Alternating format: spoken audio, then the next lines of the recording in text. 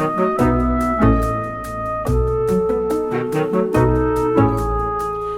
there, I am the book lady, and I bring 2 books, and we read them, and we talk about them, and sometimes I choose books because the illustrations are so good. Other times I choose books because it's just a great story. Sometimes I choose books because we learn something. Well, these books are both about the main character of the book sort of has an adventure. Have you ever been on an adventure? I have. It usually involves somehow I got lost, and then things start happening. So let's read. Let me tell you what the books are, and I know you're probably familiar with these books. All right, this is by Margret and H.A. Rey, Curious George in the Big City. Yeah, and trust me, he has an adventure. And we're going to also read, and there are a bunch of Madeline books, Madeline and the Cats of Rome. Now, Madeline goes to a private school for girls. And on this adventure, she actually has her dog. Have you ever taken your dog on an adventure? Why don't we read this one first? Because I like Madeline. Now, the girls at her school all wear these darling little hats. Well, I did not have the exact hat they wear, but I brought my hat. Here we go. And you know, of course, the Madeline books have wonderful illustrations. Let me just show you. They're just so, I don't know, they seem easy to draw, but they really help tell the story. And illustrations are the pictures. Here we go. From an old house in Paris that was covered with vines, left 12 little girls in 2 straight lines. Their bags were packed, a camera stowed. They were ready to escape the cold. The train, it leaves at 9:30. That's 9:30. Hurry, hurry, Madeline. Across the Alps, the pace was slow. The mountains still were packed with snow. But the farther and farther south they traveled, the more the winter came unraveled. Although it's dreary back home, they live in Paris, France. The time has come for spring in Rome. Oh, wow. So they went from winter down to Rome, Italy, where it's nice and warm. Down the steps they took a stroll, hearing bells of churches toll. Here is a fountain they found quite appealing. Oh, yes, that's a beautiful fountain. And everyone loved the Sistine ceiling. The Sistine ceiling is way up high, and one man painted it so beautiful, and he painted it lying down on his back. But in Italy, the greatest treat comes when it is time to eat. Miss Clavel, she's their head teacher. She takes care of them. Over here, signor, 12 plates of pasta, per favor. Pasta's spaghetti. The hours of the day were running out. The sun was setting, or, well, just about. One last photo. Let's press in tight, said Miss Clavel. Yes, that is right. But the moment she had her camera drawn, It was yanked from her hands by the strap and was gone. Madeline, she took up the chase. First a theft, and now a race. Madeline is going after the person who stole the camera. Into the fountain with a splash. See, the thing about fountains, you're really not supposed to get in them, but she did. Through the market with a dash. Across the river, they kept the tail, but coming back, they lost the trail. Madeline said, "There is no justice. That little thief completely lost us." And she's with her dog. Just then, a cat, seeking some affection, arched its back in Madeline's direction. Madeline said, "My, what a nice kitten."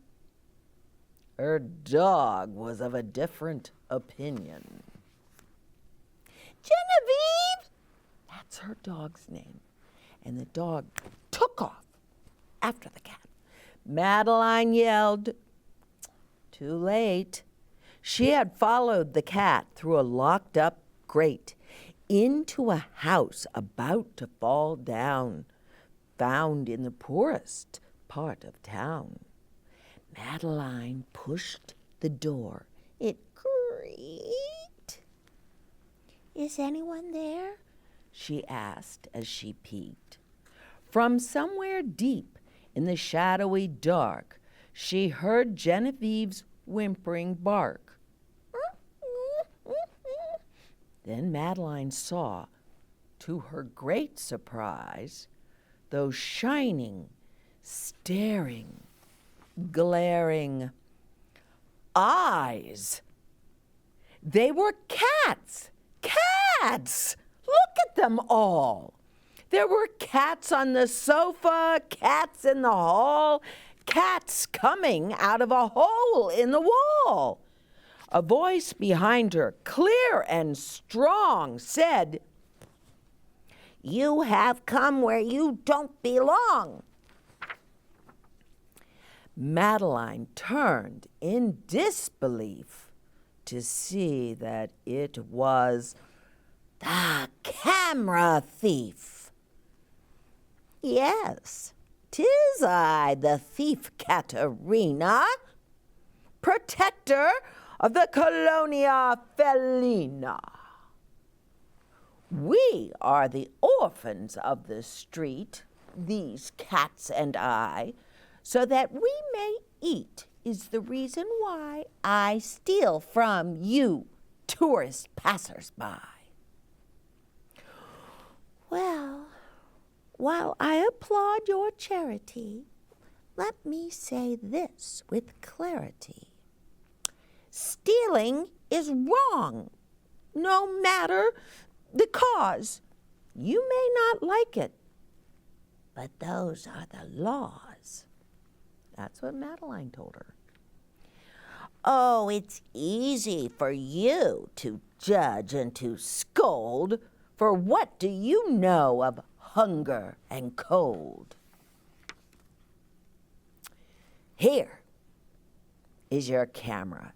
Now, don't be slow. Just take your well-groomed mutt and go." The two of them left in a hurry.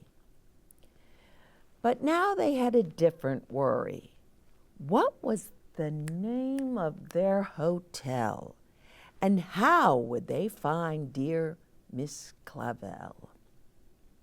Little girl, would it be a bother to photograph me with my father?" But the picture Madeline took was the portrait of the crook. "Oh, hey, Madeline. Thanks for the assistance," Caterina said, running into the distance. The victims were stunned. Then both of them hollered, but lo and behold, the thief got collared. That means the thief got caught. "Gotcha," said the cop as he seized her. And don't forget her accomplice either. See, they think Madeline is also a thief. Well, Miss Clavel was at the court to file a missing persons report. "That's the second case I've heard today of children who have gone astray. Their daughter, too, has disappeared. I'm sad to say the worst is feared." In came two criminals, walking slow, their noses sniffling, their heads hung low. What a shameful sign of the time, still so young and turned to crime. "Madeline!" The girls rejoiced with hugs and cheers and eyes all moist. "Katerina!" the parents cried. "When you missed your dinner, we thought you died." "Dinner? A family?" said Madeline. "You lied to me." "Well, I just wanted to help the cats somehow," Katerina said. "What will happen to them now?" "What's this about some cats, I hear?" said Papa. "How many do you have, my dear?" Well, she'd only made it to 11 when her mama cried, "Oh, good heaven! All these cats! What shall we do?"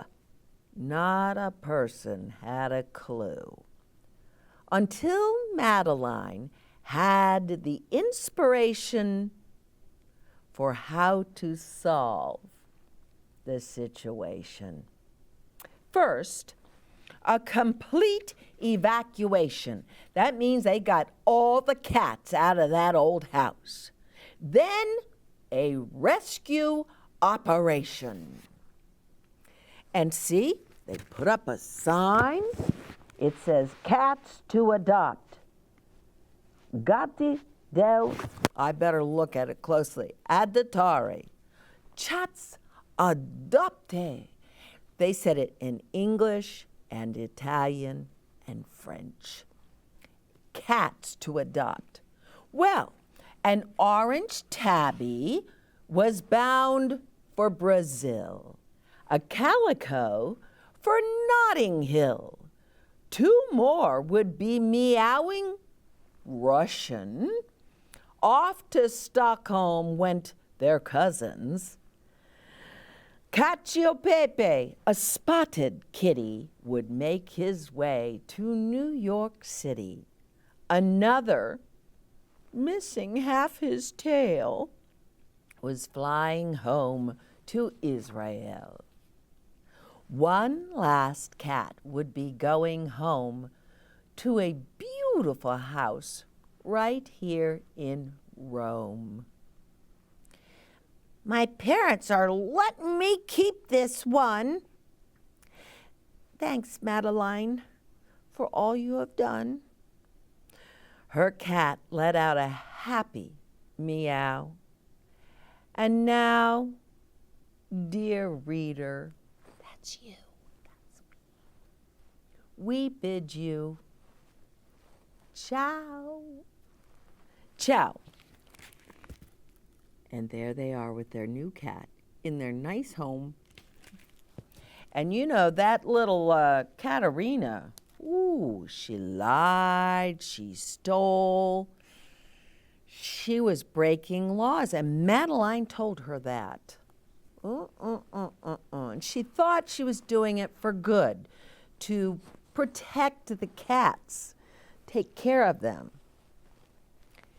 But there's a better way to do that, and you don't have to break the law. All right, now let's read about another adventure. Oh, I brought my Curious George, but I forgot to put him on the table. Well, we'll read about him. How about that? Curious George in the big city. This is George. He lived with his friend, the man with the yellow hat. He was a good little monkey and always very curious. Today, George was in the big city. Let's stop here, George, his friend suggested. I would like to get you a holiday surprise before we see the sights. So it's near the holiday time, and they're in the big city. George loved surprises. He wanted to get a surprise for the man with the yellow hat, too. Why, here was a whole pile of surprises all ready to go. Would one of these be right for his friend? George was curious. He opened a box and peeked inside. The box was empty. That was not a good surprise. George opened another box and another. They were all empty. That's because they were just decorations. Suddenly, the store clerk came running. Stop! Please! He cried. You are ruining my display. But George did not want to stop. He wanted to go. He wanted to get away fast. Quickly, he climbed on the escalator. Those are those moving steps that you see at stores sometimes. George went up. The clerk went up too. What George wanted now was to find his friend. What luck! George spotted a yellow hat on the escalator going down. Could that be his friend? Well, George wanted to find out. Soon, he was going down. Do you see? He sees that little yellow, and he thinks that could be his friend, the man in the yellow hat. George followed the yellow hat out of the store and around the corner. He chased it down some stairs. Where could his friend be going? Was this George's surprise? No, this was the subway. George got on the train just in time. He thought maybe his friend was playing a game with him. Again, they're on the subway, which is kind of like a train, but it's underground. And do you see the yellow hat? But where was the man now? George looked around. Oh, the train was very crowded. Could that be him on the other end of the subway car? It might be hard to get there. I love this picture. But not too hard for a little monkey. Suddenly, the train stopped, and when the doors opened, the yellow hat disappeared. George followed as quickly as he could, but he was too late.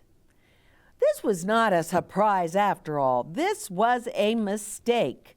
The yellow hat was nowhere to be seen. Oh, poor George. He was all alone in the big city. How would he ever find his friend now? You know why I like that picture? Because, see, those are straps that when you're riding a subway, if all the seats are taken, you can stand and you hold on to that strap because it goes like that. But if you're a monkey, it's almost like monkey bars. And you can just swing from one to the next. I like it.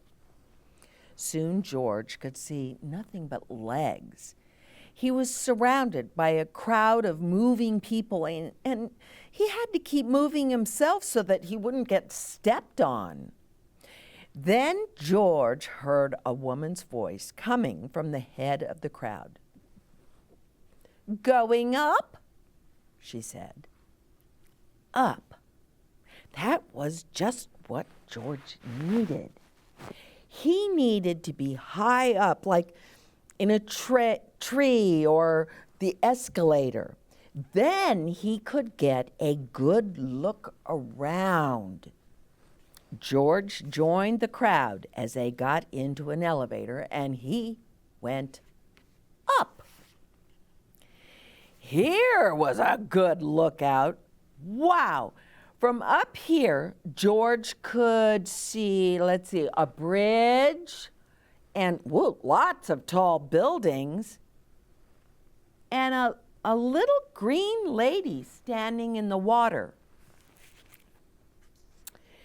Do you know what that is? Why, that's the Statue of Liberty. And before they cleaned her up, she had turned kind of green. But he did not see his friend. "It's time to go," called the woman from the elevator. "We have lots more to see." The crowd followed the woman. They wanted to see more. Well, George wanted to see more too. Soon, George was on a big bus driving through the city. There was lots more to see. But no matter where George looked, he did not see the man with the yellow hat. Back on the bus, George looked and looked. Finally, he saw something familiar. George was excited. He rushed inside. He was sure to find his friend here. Instead, he ran right into the clerk. "You're just the one I've been looking for to help me fix this mess," he said. George felt bad. He had not meant to make such a mess. Could he help rewrap the boxes? Well, George took some ribbon in one hand and some paper in another and some tape in a third. Because, see, monkeys, they can almost use their feet like their hands. Then, like only a monkey can, George wrapped those boxes. Soon, a crowd gathered to watch. Everyone wanted George to wrap their boxes too. I mean, he's just really good because he has 3 hands. He really has 4, but he's using 3. Just as George tied his 25th quadruple bow, he spotted his friend at last. Oh, George was happy. But when he saw that the man was carrying a present, George became sad. He had forgotten all about finding a surprise for his friend. Then he had an idea. "George!" exclaimed the man with the yellow hat. "What a good surprise!" His friend was very glad to see him. "I've been looking all over the store for you, and now I have a surprise for you." George opened his surprise and put it on. It fit perfectly. "Now we're ready to see the sights," the man said. George held tightly to his friend's hand and everyone waved goodbye. "Let's be careful not to get separated again," the man with the yellow hat said as they left the store. The best part of the holidays is spending time together. George agreed. The end. Now, do you see what George did? He wrapped himself up in that box. so then he could jump out, and he was the gift. See? That was a pretty good idea. But I think it's very funny when the man in the yellow hat says, "Now we're ready to see the sights." George is thinking, I've seen the sights. I've been on the subway. I've been on the escalator. I went to the top. I'm thinking they were at the top of the Empire State Building, where you can see so far. And he saw the Statue of Liberty out in the harbor. I mean, he'd had quite an adventure. But the man in the yellow hat had stayed in the store looking for him. But stores in large cities often aren't just on one floor. You can go up and then up, up. The stores have many, many stories. See? And so this man with the yellow hat had been searching for George for a long time. Meanwhile, George was seeing the sights and having big adventure. I think that was a fun story, and I hope you thought it was fun too. Adventures can be fun, but adventures can also be a little bit scary. Have you ever been? Often adventures involve getting lost, or they involve something happening that really wasn't supposed to happen, and it kind of gets you off track. Oh, when I was much younger, I was on an adventure, and my mother and my sisters, we got into one of those boats. They're kind of soft boats, and you pedaled it like a bicycle. Yeah, you pedaled it, and it moved the boat. But the water was very rough. Yeah, and the wind was blowing, and our little boat was headed out to sea. And, well, we got kind of scared because land was getting further and further away. Do you know what I did? I jumped off the boat and grabbed onto a ring on it. There was some kind of ring, and I swam the boat in, and it was very, very difficult. But I wanted to at least get close in. Finally, I think someone must have spotted us, and they came and rescued us. That was an adventure. And there was a part of it that was fun, but there was a part of it that was scary. And also, adventures usually make good stories. So you can tell them after it's happened and everybody's okay, you might share the story. Oh, and I like sharing stories. I have shared so many stories with all of you. Hundreds of books. Remember, you can find the Book Lady on YouTube, where I will read you books just like I always do. In fact, I go to the library, and when I pick my books out, I think, what will my friends like? What will my friends like? And there may be one there that you would not have chosen, but once we read it, it's kind of exciting. Oh, I have had a wonderful time on our adventure with Madeline and Curious George, and until the next time, bye-bye.